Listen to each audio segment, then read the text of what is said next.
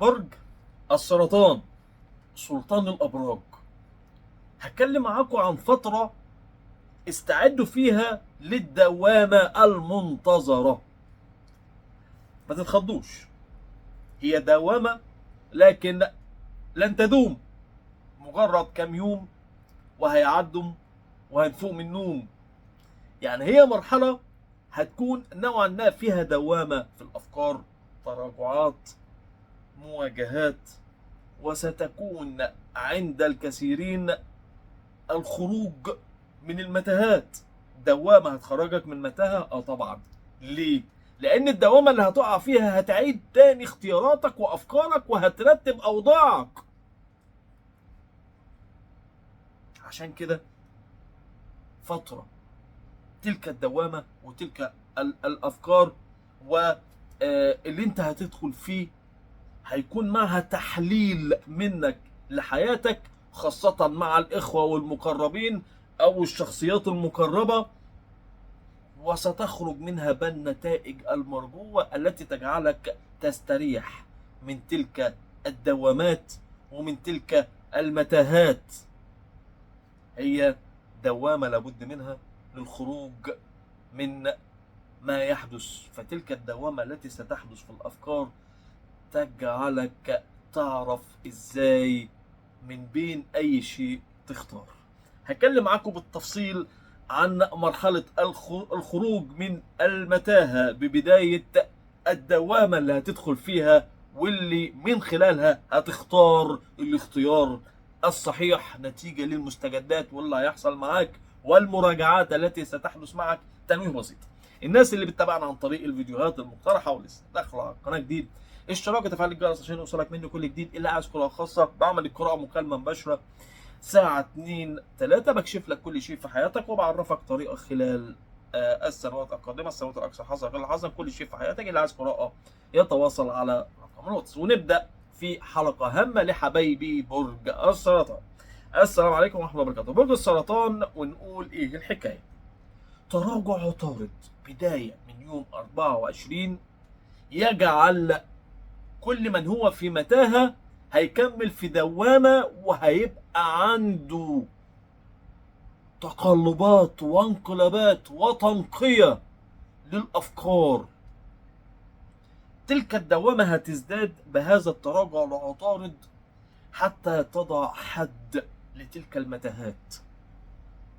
هيكون عندك خلال الفترة اللي تنوم شوية، يعني هتلاقي نفسك حتى بالليل الافكار هتجيلك، المقارنات هتبقى لماح، هيبقى عندك استرجاع لكل كلمة اي حد قالها لك، وهتبدأ المقارنة لكل شيء بيحصل معاك، هتبدأ المقارنة للي انت بتعمله واللي بتتلاقيه من اللي حواليك واللي وياك.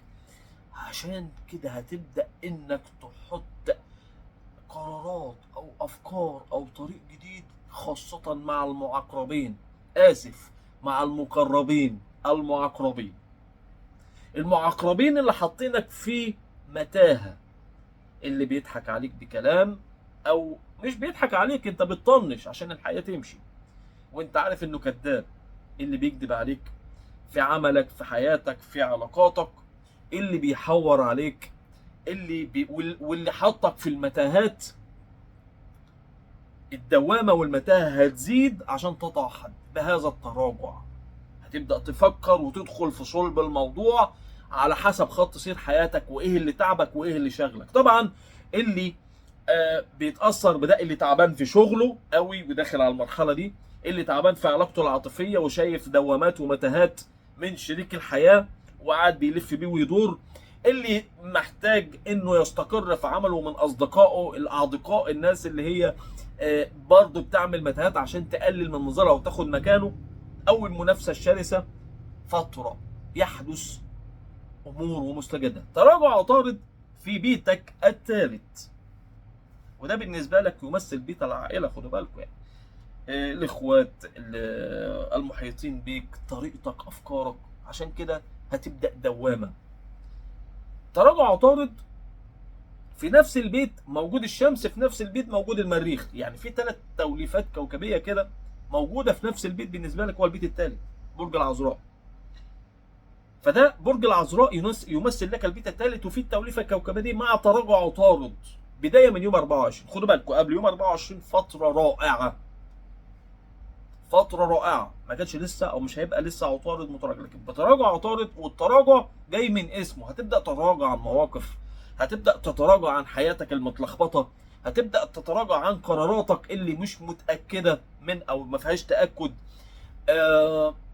وهتبدا انك تفكر في كل كلمه اتقالت قدامك، في كل حركه اتعملت قدامك، في كل قرار اتعمل معاك، في كل حاجه حصلت وياك وردود فعلك، وهتبدا انك تقارن.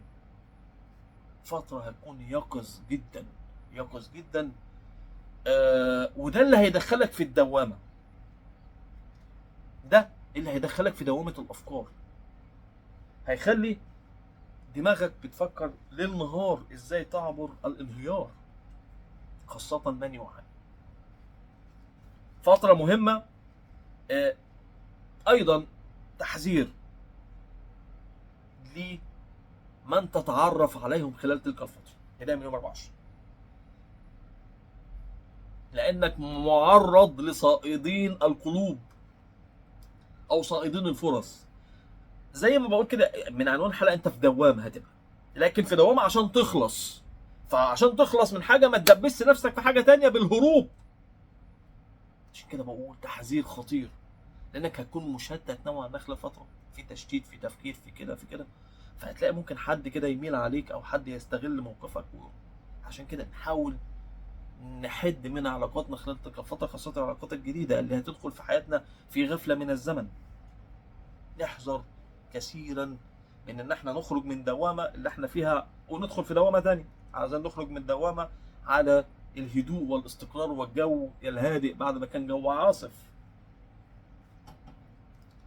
احذروا من التعرف على شخصيات لن تكون مناسبة لكم، أو الشخصيات المستغلة لكم خلال تلك الفترة، سواء على المستوى العاطفي أو المستوى العمل والمال.